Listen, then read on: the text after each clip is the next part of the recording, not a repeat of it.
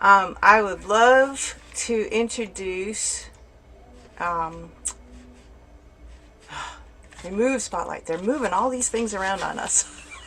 I would like to introduce Laurie Alsobrook, uh, a participant. I'm going to spotlight you in a second, Laurie. A participant asked if we could start learning how to play Cold Frosty Morning with the arrangement by Lauri Alsobrook. And Laurie very graciously said yes. And so I quickly tried to start learning how to play it because I'd never played it before. Um, and then Laurie also agreed to come on tonight as a super special guest to play the tune up to tempo so that you can hear how the tune sounds when it's played by somebody who knows how to play it, unlike me. Um, and once Laurie's played it up to tempo, and you can ask whatever questions you'd like, I'm going to go through a series of exercises with the tune because there's quite a few things about this tune that participants in this group and others who are following along on the recording have asked me about, and I thought, wow, this is a perfect tune to share with all these people because it shows so many aspects and it provides you with such a learning experience. Having said that, Laurie, I'm going to spotlight you and give you the mic. Spotlight. All right. Hey, everybody. Good to be here. This is a great little session I didn't know existed, and I love it. As you can see on the top of your music, it says, it's cold outside. This was shown. This was presented at one of the Send in the Music sessions, and I know in the crowd here there are several people that go to Send in the Music on Saturdays, and if you don't know about it, ask me because it is a great thing that started in March of 2020. So the theme that day was it's cold outside. It was January, of course it is cold outside.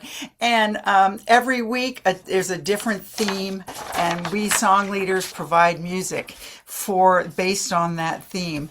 Now, I want to tell you a story about this before I dive into playing it.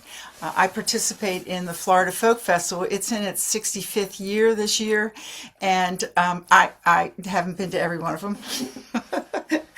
And the people who are the performers and also workshop leaders and jam leaders get to stay there in one of the camp areas, and the tradition is on Saturday night, the last night, everybody who wants to goes to the women's bathhouse that's in the loop one, and everybody goes there and they stand around outside and just play songs madly all night long, well, at least till 3 o'clock in the morning. And this is a song that I heard a mandolin player play. And it's like, play it again, play it again, play it again. And I listened to it and I recorded it and I brought it home. And I have put it in Capo 4 for several reasons. And I'll aim my camera down. But I also, when I printed this copy up today, I see it doesn't have a key signature.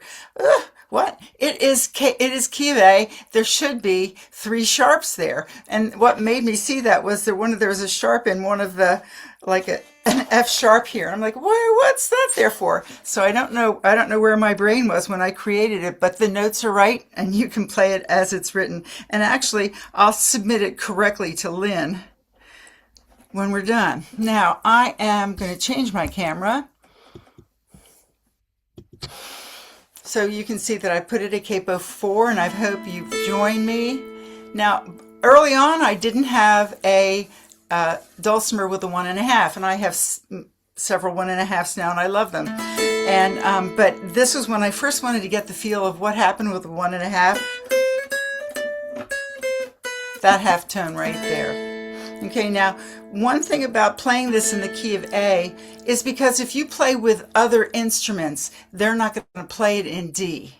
If you're ever in a jam and you call a tune in the key of D, have you ever had anybody look at you like, that's not a D tune, and it's an A tune or it's a G tune? So I put it in its supposed original tuning, and especially it was the tuning this mandolin player played. Now let me play through up to speed minus, and then I'll pick it up a little bit.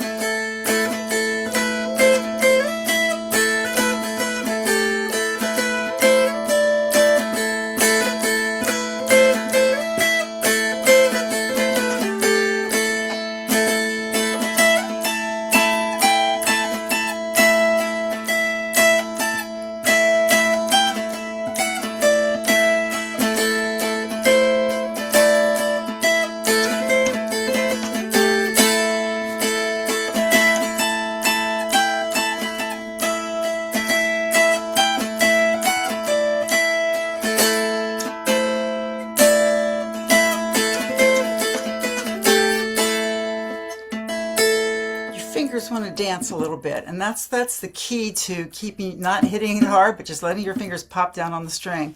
Let's see, if you notice with my tab that I don't put every strum you need to do. If you see, there's a whole note, well, I'm going to strum out 4 beats, and you may have heard me do that. I don't add every single instance of a strum in most of my tab. I call it graphic indigestion, and I also think that people, when they strum, they want to use the strum pattern that they like. And if you see a half note or a whole note, I tend to do the bum diddy, or as I call it, fried chicken. So I tend to do a fried chicken strum. So you see I'll do that when I come to the end of a line. And I know that Lynn is going to be talking about this, but this, keeping your hand going back and forth, especially with the 1 and 2 and 3 and 4. Okay. 1, 2, 1, 2,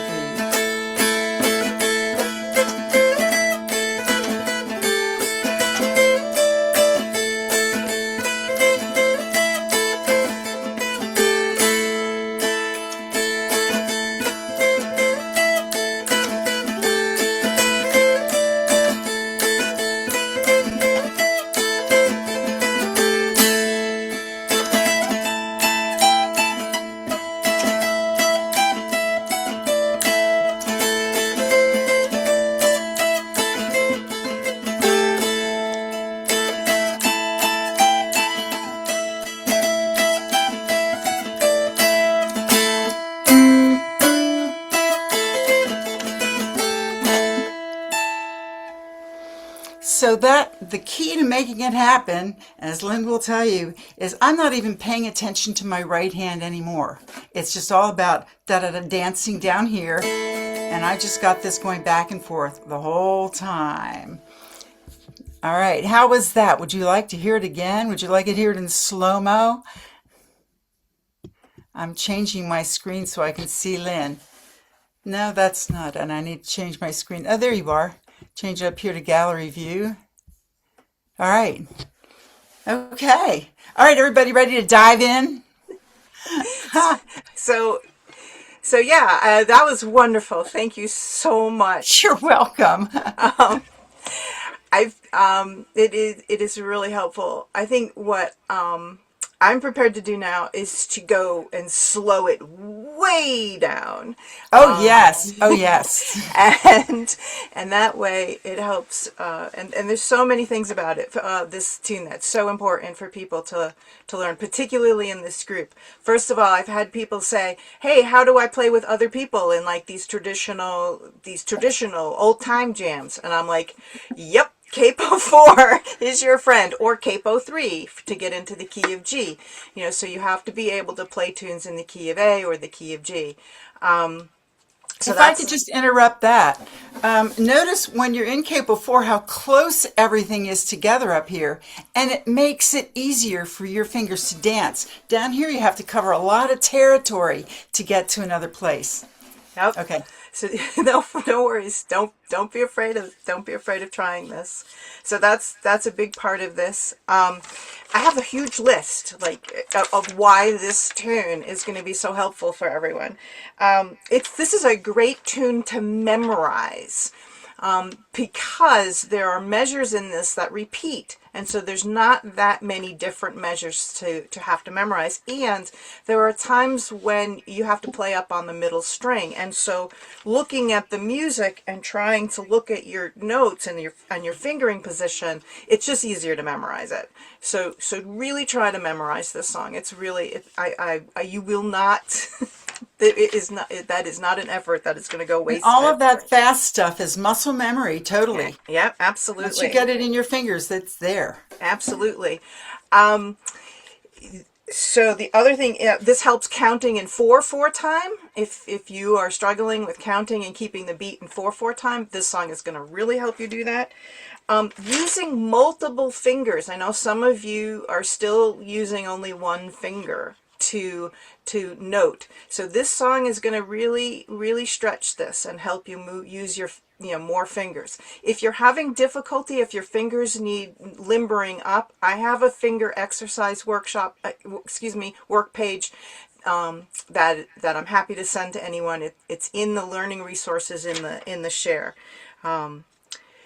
If you are still struggling with your fret numbering above the 7th fret, the B part of this tune is going to fix this for you. And really seriously, it's a great tune for that.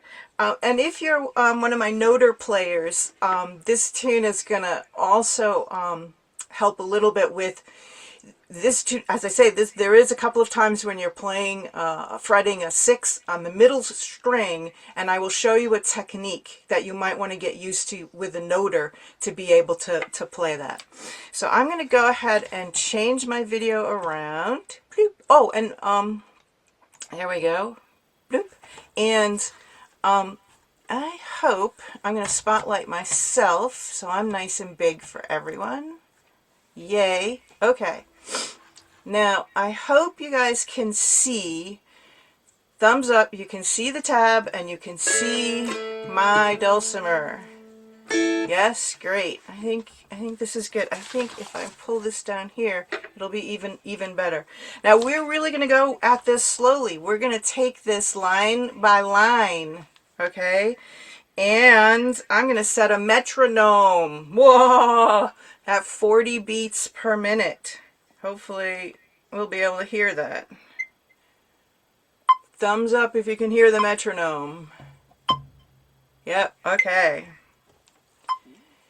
Now this is also going to be practicing using a metronome. Alright, if you don't use a metronome now, if you hate a metronome, I really urge you to play with a metronome. This is an app on my phone called Easy Metronome. And it is easy to set up on the phone. It is difficult to play to when you first start using a metronome. So make sure you set the beats per minute very low to begin with. This is 40 beats per minute. All right, in a minute I'm going to start counting in. And then we will come in, I'll count 1, 2, 3, 4. I'll count it to the beat of the metronome, and then we will come in. I do not suggest, don't use an index finger to play that first 5, all right? Because see, the next second measure, you got to get up to a 6, 5.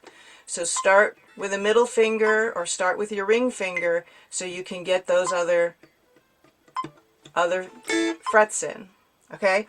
Oh, and for my noter players, just a quick thing. Instead of holding your noter with your index finger, try this. Try to leave your index finger free and hold your noter with your other fingers, okay? Because that way, when it comes to that measure, you can play that 6 with your index finger and still hold your noter in the right hand. Questions about that for my noter players? You see that? Okay, I'm going to count starting the first of the measure. 1, 2, 3, 4.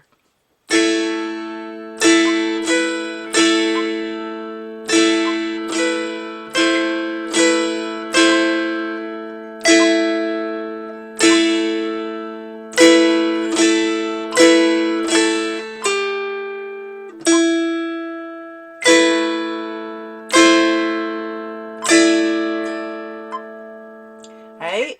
As Laurie said before, keep this hand moving steadily to the beat of the music. Right? We're going to do that line one more time and then we'll move on. Just waiting for the metronome to come around. 1, 2, 3, 4.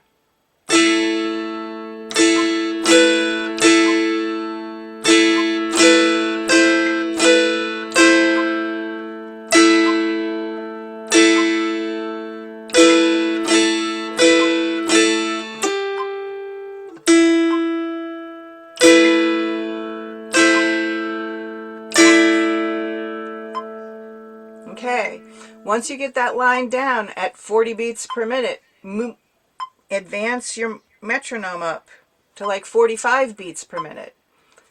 Okay? Play it again. We'll play it one more time and then we'll move on to the next line.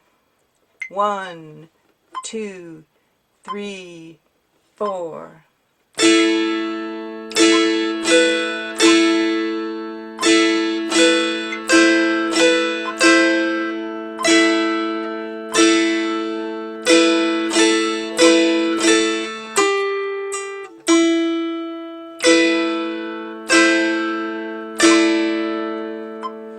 Alright, so let me pause this for a minute.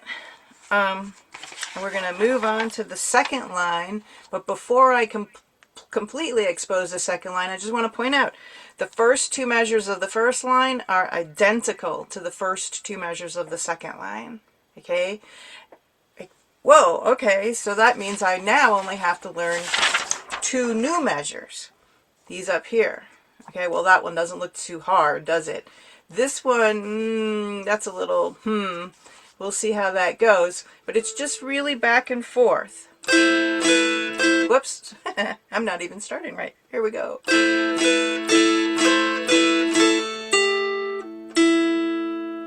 Okay, so let's ratchet this down to 40 and try this again. Again with the 6, 5, 0, 6. Oh, one thing I should mention, when you put a capo on a dulcimer, I forgot to mention this at the beginning. When you put a dulcimer when you put, I was about to say when you put a dulcimer on a capo, that's silly. When you put a capo on a dulcimer, the fret numbers above the capo do not change. This fret, where the capo is, becomes 0.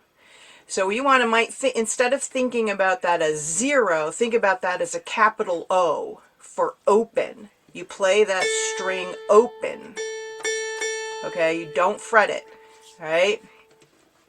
This is different. If you're used to using a capo on a guitar, this is very different. Okay, in a guitar world, you always count the frets up from where you put the capo on, okay? But in a dulcimer, the fret numbers remain the same even when you have a capo. Any questions about that? Okay, sorry, I should have mentioned that earlier. All right, we're going to start this up again. Remember, these first two measures, we've played them already, so you guys got it down. 1, 2, 3, 4.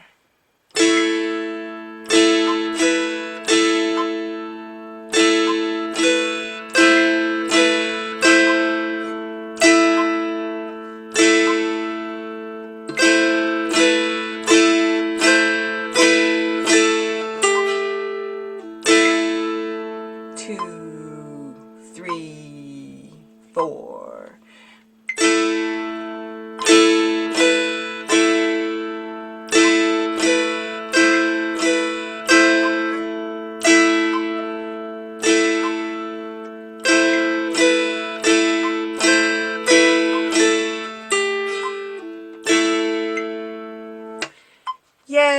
I'm a little ahead of the metronome, I think. It is very hard to play to this thing perfectly, but it is well worth the practice. It's worth the practice because you're learning how to count the beats. You're learning, but most importantly, you're training your brain to listen at the same time that you're playing. And that's critical if you want to play well with others, is to get your listening parts of your brain activated. All right, I am going to stop this for a second. Everybody recognizes that's a repeat, so theoretically you play those first two lines through twice. Woohoo! We're going to skip that for now and move on to the B section. Okay? Look at all those numbers above 7.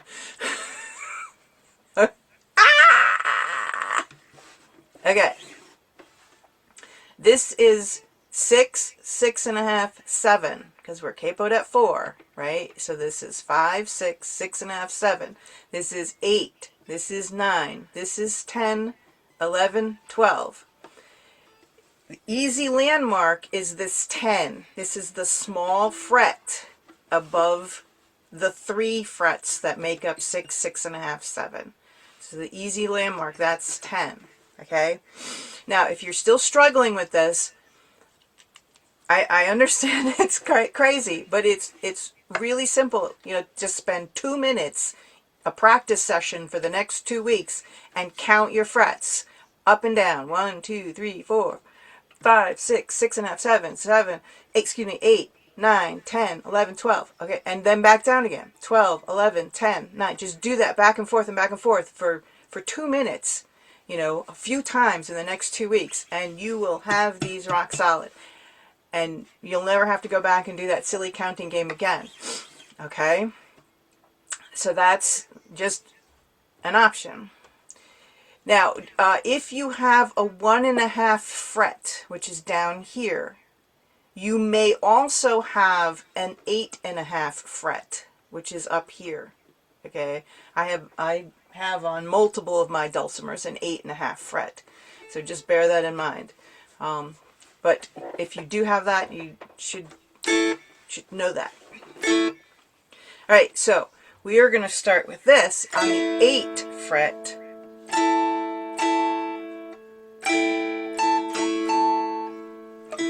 Okay, I'm going to turn on our metronome again.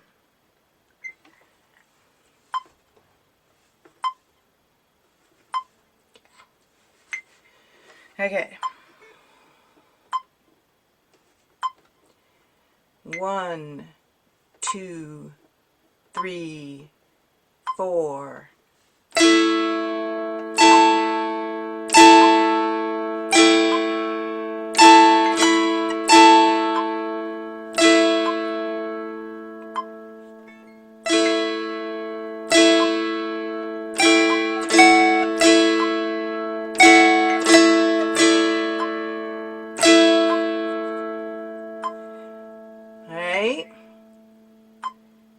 Do that again when it comes around. I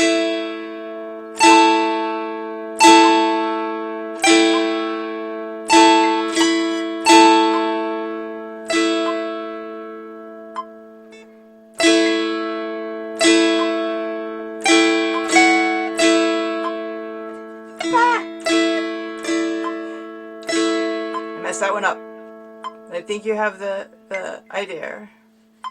Any questions so far? No. Okay. So, we're moving on to the last line. And this measure we've seen before. Yay! And that one doesn't look so hard. Yay! Alright, and this one doesn't actually look too hard either. Alright. 1, 2, 3, 4.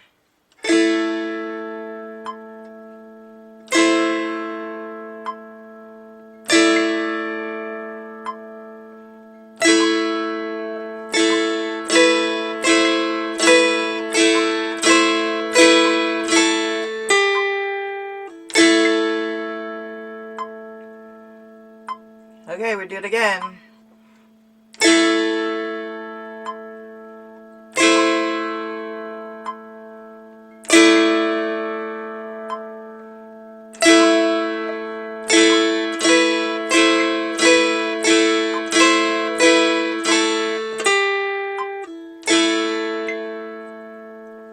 Okay.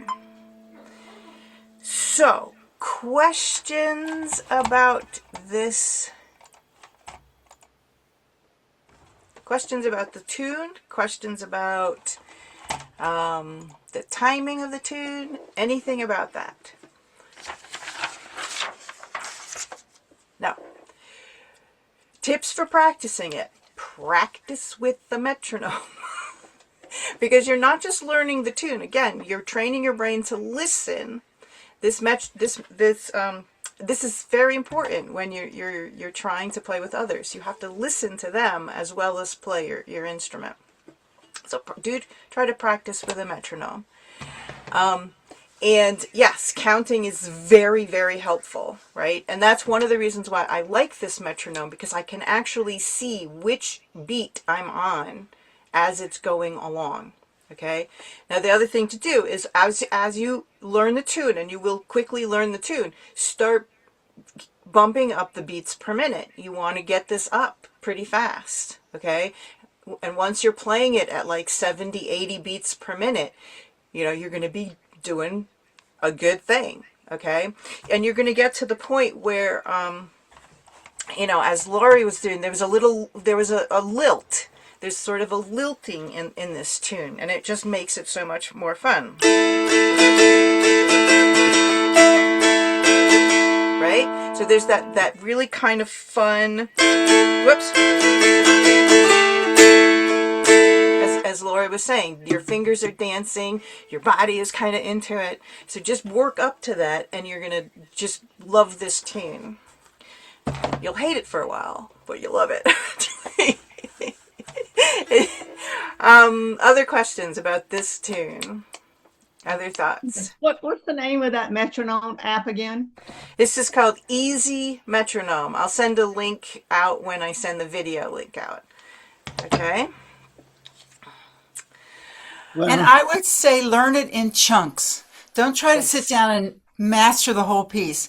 Take those little double measures that are just da da da da da da da, those little things like that, and just get that down. And pretty soon it'll just fall into your fingers. Absolutely. Play it measure by measure, and phrase by phrase. Has somebody else had a question? Just a couple comments. First of all, thank you for making music that large. It made it a lot easier. And secondly, I play this music at a jam, and there's several fiddles in there and a guitar. And honestly, I play the first measure, and they're just about done with part A. I mean, they just fly through this stuff. It's like, whoa. So, yeah, speed's important.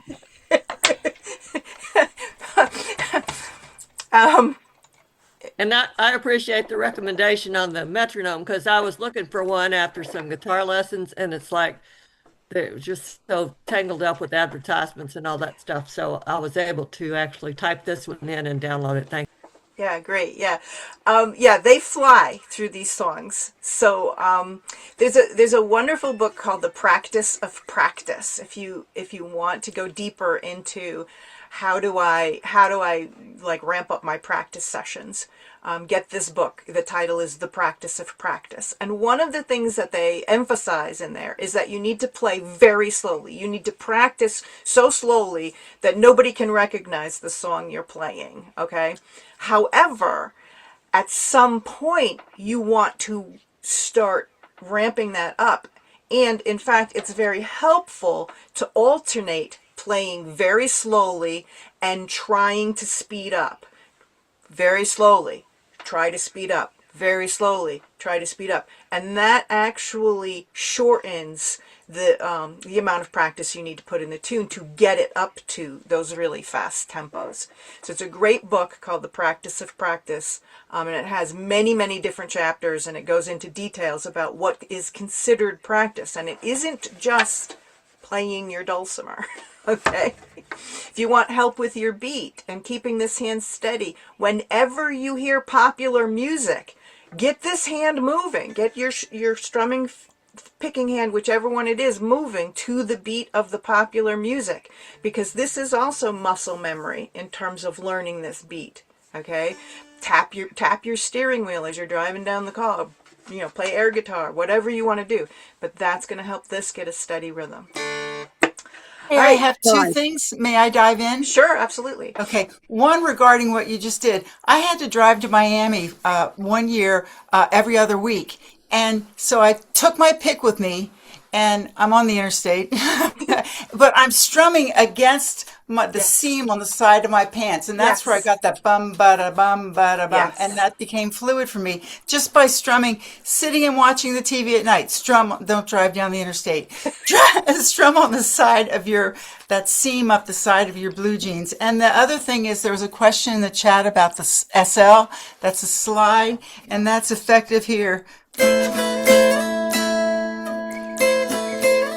That's measures 2 and measure 6. I'm just sliding up from the 6 to the 8. That's what that SL is. Okay. Hi, can you hear me? Yes. I finally found you, Tenny. So Hi, Henny. I finally got you from moving. I don't have a carpo, so I don't know, how do you buy one? I mean, I'm sure I can Okay. find one somewhere, but I don't know anything about them. All right. I will. I've never used one. Yeah. Thank you for reminding me. I will also send, when I send out the email for the video chat, I will send the links to different capo providers. Okay. Oh, I said it wrong. My apology. Yeah. No, Okay. you're fine. We knew what you were saying. Yeah. And I'm so happy you have refound me after I moving. had a finagle with my phone. So moving from one place Right. to the other is just totally different. Great. But thank you. All right. Other questions or thoughts about this tune? I'm going to include it for the rest of, I usually, as I mentioned before, I usually create a set of tunes for January through June. So we will be playing this tune from now until at least June. So please do get it into your practice routine somewhere.